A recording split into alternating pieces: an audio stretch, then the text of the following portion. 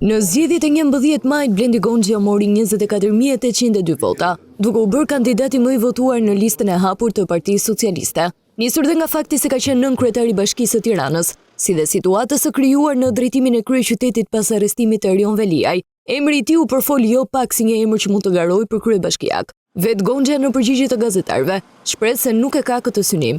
Bashkia e Tiranës zyrtarisht ka kryetarin e vet dhe ka datën e vet të zgjedhjeve në kohën e vet, mendoj që nuk ka lidhje me këtë gjë.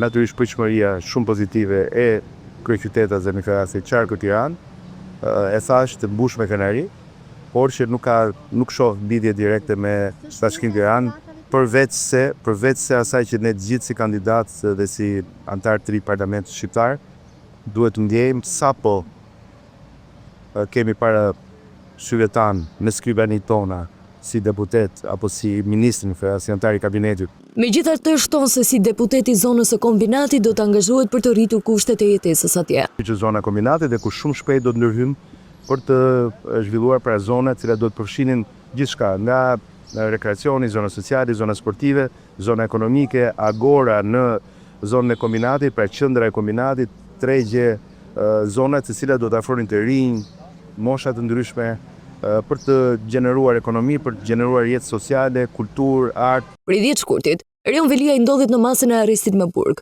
Me firmën e tij bashkinë e drejton Anuel Aristani, ndërsa opozita jo pak herë ka kërkuar zgjedhje të reja në të.